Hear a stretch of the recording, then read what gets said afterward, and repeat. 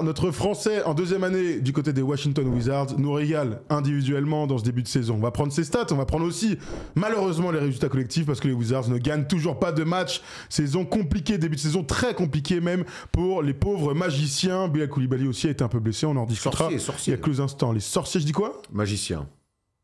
Le sorcier. Bah si, Wizards, la traduction c'est sorcier. Mais comment on dit magicien alors? Je sais plus. Et voilà, on peut dire les deux. Non, je crois pas. Wizard, c'est vraiment sorcier. Oui, c'est vrai. Magicien, il doit y avoir un mot, il n'y a que des anglophones là, dans nos commentaires. Wizard, traduction, voilà. Comment bien commencer une vidéo. Si tu viens d'arriver en replay, cher ami, t'es au bon endroit. Alors on dit bien, c'est un sorcier, mais c'est aussi un magicien. On dit magician et on dit wizard aussi. Magician, j'ai pas osé le tenter. Je crois que c'est ça. Okay. Maintenant que vous savez... Magician of Oz, non, c'est pas ça? J'ai aucune idée. Wizards of Oz. Non, mais non, c'est pas Wizard pour le coup. T'es sûr? Je sais pas, regarde, vérifie. Erwan, on en a rien à faire. On est le The Wiz of the... Je sais rien, ou l'autre il me dit n'importe quoi dans l'oreille. Bref, pour vous qui nous regardez en replay, on est en... C'est à libre antenne, c'est un replay, et c'est pour ça qu'on se régale. Allez, on va parler d'Alex Sarr, je vous donne ses stats, Erwan. Non, avant les stats, j'ai envie que tu me donnes un peu ton impression générale sur Alex, qui est revenu à futastre de son euro, malheureusement... Raté, parce qu'il était aussi blessé au mollet.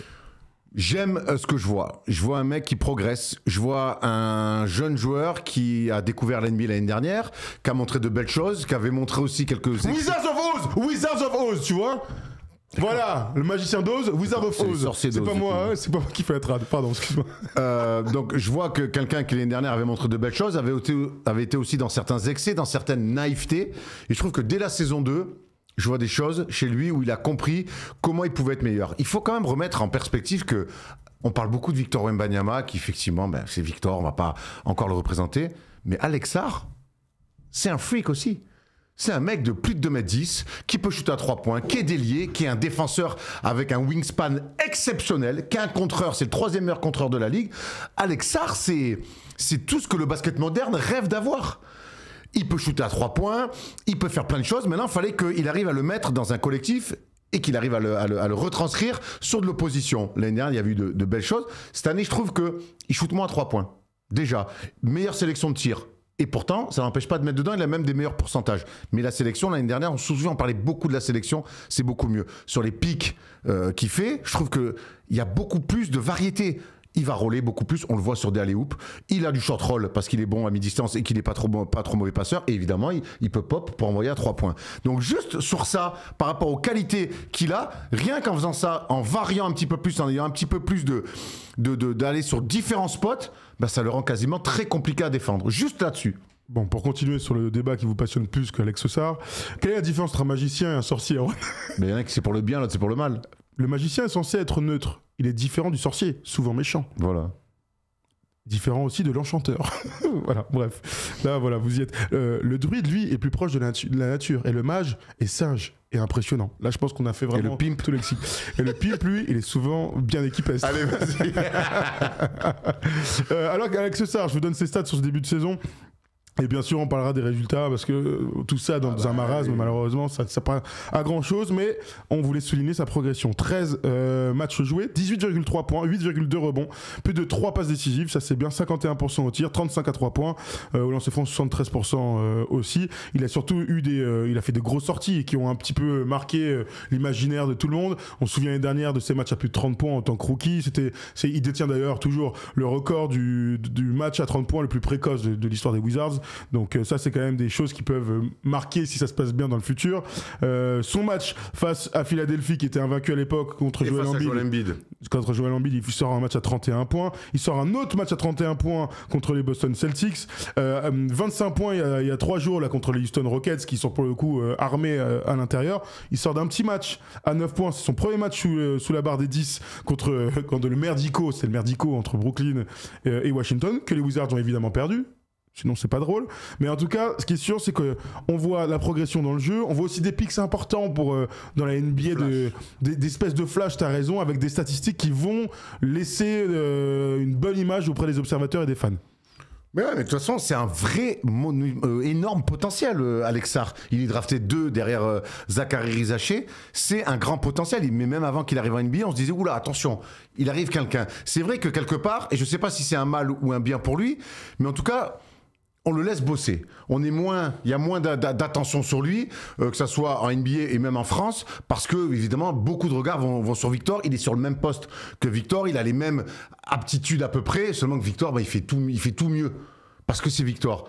Mais encore une fois, faut redonner du crédit à ce garçon, à son potentiel, à la manière dont il a travaillé. Et surtout aux joueurs qu'il est en train de devenir. Tu sais, il y avait beaucoup d'attentes. Cet été, malheureusement, il n'a pas fait l'Euro, mais il a quand même fait la prépa et des matchs amicaux.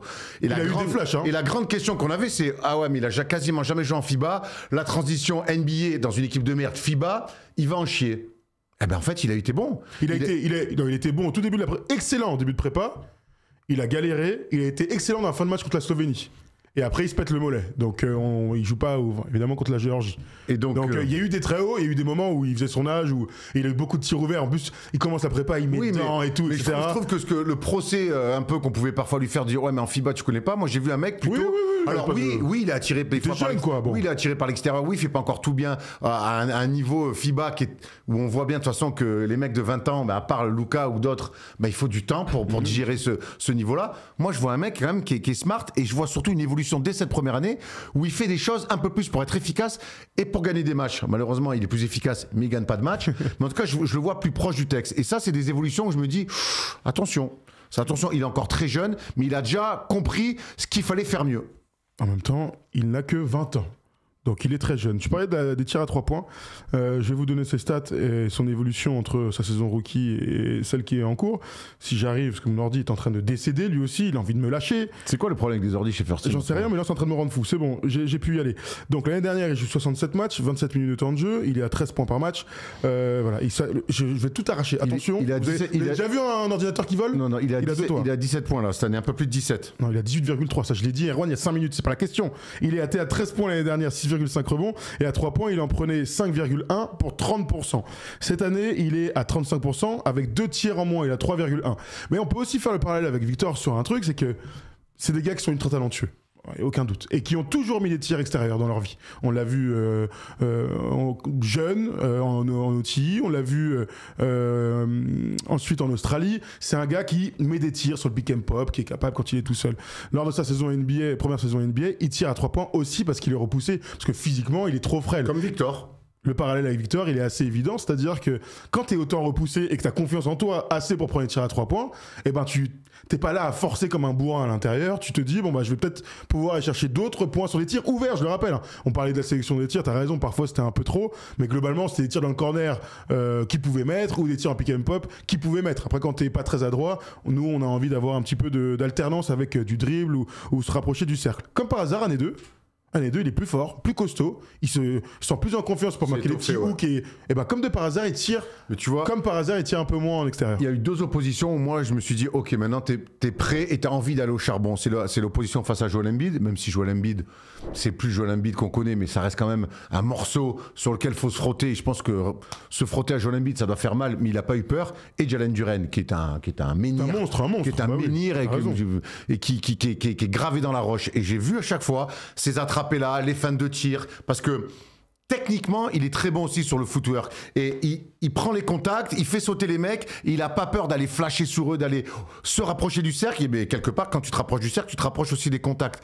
Et ces 2 oppositions face à Embiid et Jalen Duren, qui sont quand même des mecs ultra gaillards, qui font 2 mètres de large, et lui, ce qui est plus fin et qui avait tendance à souffrir sur son année rookie, là, je le vois aller mettre des grands hooks au-dessus des mecs, parce qu'il a ce petit toucher aussi, qu'on voyait pas assez pour moi la saison dernière et qu'on voit beaucoup plus cette année. Et on le voit aussi mettre des tirs très difficiles, tu sais, un peu des fadeaways les 2 côtés, des trucs à 4-5 mètres. Des trucs qui, normalement, si tout se passe bien dans ton développement, te permettent d'avoir ce type de tir dans ton bag, dans ta capacité à mettre des tirs. C'est des tirs difficiles de fin de match.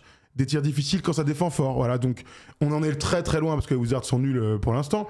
Mais en tout cas, si il est amené à être dans une meilleure équipe, à Washington ou ailleurs, on pourra imaginer que ce soit ce gars-là, tu vois. Pour Washington, non mais je parle de lui encore, J'ose espérer que Washington va construire autour de lui, parce que là, sinon... Par contre, moi, le gros problème que j'ai aujourd'hui avec ces gamins-là à fort potentiel, qui semblent progresser, comprendre de mieux en mieux le jeu, c'est qu'au bout d'un moment, ces mecs, faut qu'ils gagnent. Et là, Washington, pas bravo. Mais c'est triste. Bravo. Alors moi, après, c'est sûr qu'avec CJ McCollum et Chris Middleton, moi aussi, ça allait être une meilleure équipe. Dans les premiers matchs, je me disais, mais ils sont meilleurs. Hein. Attends, ils sont meilleurs. Détroit est premier de la conférence Ouest. Le match à Détroit, ils doivent gagner. Ils font un bon match. Ils font un super match à Détroit. Ils doivent gagner. Mais non, Bobby Carrington là. Ah, Bob Carrington, il a pas envie de gagner. Il a pas envie de gagner. C'est un cadet départemental sur une remise en jeu. Il donne des mecs des tirs ouverts à 3 points avec des mecs où ils coupent pas la passe la plus simple. Ils font des trucs. Il y a des mecs qui font des trucs. Après, il y a vraiment du potentiel. Bilal, évidemment, est là. Il revient plutôt bien. Ils ont Keon George, qui est très très fort cette année. Keyshawn George, qui est très très fort cette année. Mais derrière, ils ont ce truc de... Il n'y a aucune... Et c'est vrai que je suis très surpris de Middleton et de CJ McCollum, mais aujourd'hui, il y a zéro culture de la gagne. Il n'y a pas un mec qui s'est gagné un match dans cette équipe-là. C'est fou, hein. Preuve en est, ils sont à 11 défaites de suite. Ils sont perdus contre les Nets. Ils sont perdus contre les Nets hier. Ils sont à 1-12, comme les pauvres Pacers. On leur souhaite juste d'avoir un très haut choix de draft à eux. Ça n'a rien à voir. Voilà. Ça n'a rien à voir. C'est pour ça que je dis les pauvres. Je dis les Wizards m'emmerdent. Je dis les Pacers, j'ai de la peine pour eux. Mais bien sûr, Bichette. Mais on leur souhaite un gros choix de draft. Là, il y a plein de mecs qui vont arriver pour pouvoir se relancer. Voilà, que ce soit Peterson, J.J. Bonsa ou Cam Boozer. Mais les Wizards sont à 1-12. J'ai l'impression qu'ils n'ont pas espéré quelque chose depuis 7 ans, les mecs. Ça va être dur d'être fan de DC. Hein. Mais c'est pour ça que additionner des jeunes talents après la draft, très bien. Et je trouve qu'en plus, ils sont bien draftés, les Wizards. Mais là, je sais pas ce qu'il doit se dire dans les vestiaires, mais il faut taper du poing sur la table. C'est pas normal de pas gagner de matchs comme ça. C'est pas normal. Il faut qu'ils prennent des matchs. Bilal, il est en NBA de sa 3e saison. Est-ce qu'il a gagné combien de matchs en cumulé? C'est drôle, drôle. Entre les blessures qu'il a eu, je suis même pas sûr qu'il ait gagné 20 matchs en 3 saisons. 25 matchs. On peut dire 30, ce qui est pas beaucoup. Hein. Mais tu te rends compte? Ah bah non, mais c'est une catastrophe. Et au bout d'un moment, je pense que pour revenir à Alexar, et ça marche pour tous les autres jeunes, parce je te dis, Koulibaly, Georges, et c'est des bons gars. Bobby, comment il s'appelle, Carrington, c'est un bon joueur aussi. On se souvient l'année dernière, il avait fait des choses. Mais à un moment donné, les mecs, là, je sais pas ce qui se passe sur le banc, je sais pas ce qui se passe dans les vestiaires, mais il faut amener... Ça doit être très dur à vivre. Non mais vraiment, ça doit être très dur à vivre. Moi, hier, quand je regarde le match contre Brooklyn, parce que je suis un bon professionnel, déjà, je me dis, ouais, je vois des attitudes, je vois pas des mecs qui ont envie de gagner. Et là, en fait, le match contre Brooklyn, pour ces deux équipes-là, ça doit être un match de... Et celui-là, on le perd pas. Hein. Ils ont changé tout le front office l'année dernière. Là, il y a Brian Keefe qui est là. Ils ont changé les joueurs. Enfin, ceux qu'on imaginait, Kuzma et Jordan Poole, qu'on imaginait, finalement, ils vont chercher des mecs qui ont gagné, pour le coup, vraiment, qui ont fait des longs parcours de play-off. Ça change pas grand-chose en début de saison. C'est quand même d'une tristesse inouïe. J'ai pas du tout aimé leur attitude face aux Nets, parce qu'aux Nets, ils perdent pas de 4 points dans un money time. Hein. Ils se font botter, ils explosent dans le 3e quart-temps, ils font n'importe quoi. Donc, c'est ce qui m'embête et c'est ce qui m'inquiète avec Alexar, mais c'est ce qui m'inquiète aussi avec Bilal Koulibaly, c'est que, putain, au bout d'un moment, faut gagner des matchs. C'est quand même le but premier de ce putain de sport. Les mecs, ils perdent tout le temps. Et quand je vois les attitudes sur le banc, les sourires un peu, dès qu'il y a une action, un dunk, un truc, je dis, mais attendez les gars, vous êtes à 11 défaites d'affilée. Vous gagnez pas un match depuis 3 ans. Vous avez vu cette stat qu'il y a 4 Français dans le top 20 des meilleurs contreurs? Moussa? Tout à fait. Sarr? Victor? J'ai pas le 4e. Ah bon? Rudy. Oui. My bad, dude. Ça va, il a gagné que 19 fois le Deep Boy. I forgot the OG. Oui. Ça, c'est quand même des petites stats qu'on aime bien. Franchement, ça fait kiffer de voir mes petits Français là se régaler sur du contre. Il y en avait aucun, l'euro. Putain. T'as vu, vous avez vu que Moussa est passé au micro de Rémi sur Bein, Rémi Réverchon, et qu'ils ont parlé un peu de l'équipe de France. Il dit ouais, mais c'est pas l'équipe de France qui me paye, et qu'il était chaud pour revenir. Et on a vu un garçon. De toute façon, on le sait que c'est un bon gars, Moussa, et je pense on espère qu'il aura sa chance une nouvelle fois. Moi, ce que je retiens, c'est qu'il laisse la porte ouverte et que pour lui, c'était il a donné du temps à l'équipe de France. Ils lui ont dit finalement merci d'être venu, on n'a pas besoin de toi. Il est passé sur autre chose. On a dit reviens. Il a préféré faire un choix professionnel parce que effectivement son contrat, contrairement à ce qu'on a dit à l'époque, n'était pas garanti. Bon, bah écoute, voilà, peut-être prenons soin un petit peu plus de nos bébés. De certains de nos joueurs. Voilà. Alors, dernier mot là de Brian. Alors, est-ce que c'est Brian Keefe? Je crois pas, mais pas d'accord. Il y a quelqu'un qui a dit Bilal revient bien, apparemment, dans les commentaires. Oui, ce qu'on a dit. Pas d'accord avec le Bilal revient bien. Alors, c'est toi alors? J'ai pas entendu. Perso, je suis très déçu de son début de saison.